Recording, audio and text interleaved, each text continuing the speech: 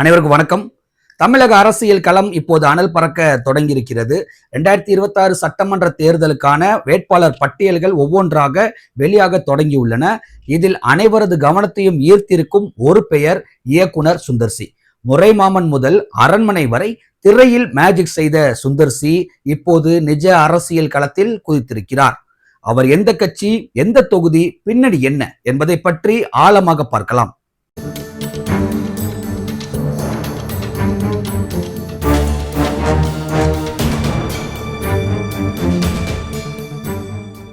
திரைத்துறையில் தயாரிப்பாளர், இயக்குனர், நடிகர் என பன்முகத்தன்மை கொண்ட சுந்தர் சி தற்போது புதிய நீதி கட்சி சார்பாக வேட்பாளராக அறிவிக்கப்பட்டிருக்கிறார்.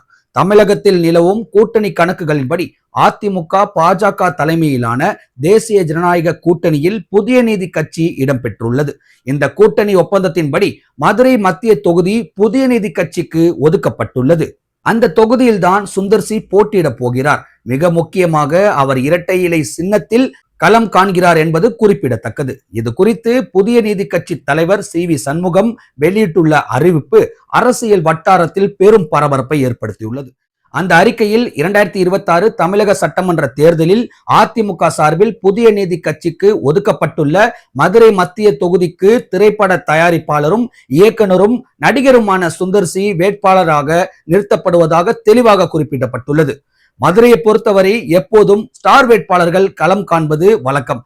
அந்த வரிசையில் இப்போது சுந்தர் சியின் வருகை அந்த தொகுதியை விஐபி அந்தஸ்திற்கு உயர்த்தியுள்ளது. மதுரை எப்போதும் உணர்ச்சி பூர்வமான அரசியல் களம். அங்கு ஒரு பிரபலமான முகம் களம் இறங்கும் போது அது மற்ற தொகுதிகளிலும் தாக்கத்தை ஏற்படுத்தும் என்பது அரசியல் நோக்கர்களின் கணிப்பு. சுந்தர் சி ஒரு மாஸ் இயக்குனராகவும் நடிகராகவும் இருப்பதால் இளைஞர்கள் மற்றும் குடும்பங்கள் மத்தியில் அவருக்கு இருக்கும் செல்வாக்கு வாக்குகளாக மாறுமா என்பதை நாம் பொறுத்திருந்துதான் பார்க்க வேண்டும். அது மட்டுமில்லாமல் இரட்டை இலை சின்னத்தில் அவர் போட்டியிடுவது அவருக்கு கூடுதல் பலமாக பார்க்கப்படுகிறது. இது சுந்தர் சி என்கிற ஒரு பெயரோட மட்டும் முடிந்துவிடவில்லை. புதிய நீதி கட்சி தனது அடுத்த கட்ட வேட்பாளர் பட்டியலையும் தயார் செய்து வருகிறது. வரும் திங்கட்கிழமை, அதாவது மார்ச் 30ஆம் தேதி பாஜக சார்பில் புதிய நீதி கட்சிக்கு ஒதுக்கப்படும் மற்றொரு தொகுதி மற்றும் அந்த தொகுதிக்கான வேட்பாளர் பெயர் முறைப்படி அறிவிக்கப்பட உள்ளது. அந்த இரண்டாவது வேட்பாளரை சென்னையில் நடைபெறும் பிரம்மாண்ட பத்திரிகையாளர் சந்திப்பில் அறிமுகப்படுத்த திட்டமிட்டுள்ளனர். திரையில் கிளைமாக்ஸ் காட்சிகளை தெறிக்கவிடும் சுந்தர் சி நிஜ அரசியல் கிளைமாக்ஸில் வெற்றியாளராக உருவெடுப்பாரா? மதுரை மக்கள் இவருக்கு பூங்கொத்து கொடுப்பார்களா அல்லது அதிர்ச்சி கொடுப்பார்களா? உங்கள் கருத்துக்களை கீழே உள்ள கமெண்ட் பாக்ஸில் சொல்லுங்கள். இது போன்ற உடனுக்குடன் செய்திகளை தெரிந்து கொள்ள பிரைம் இந்தியா டிவியை சப்ஸ்கிரைப் செய்து வைத்துக் கொள்ளுங்கள். நான் உங்கள் செய்தியாளர் KMT. நன்றி, வணக்கம்.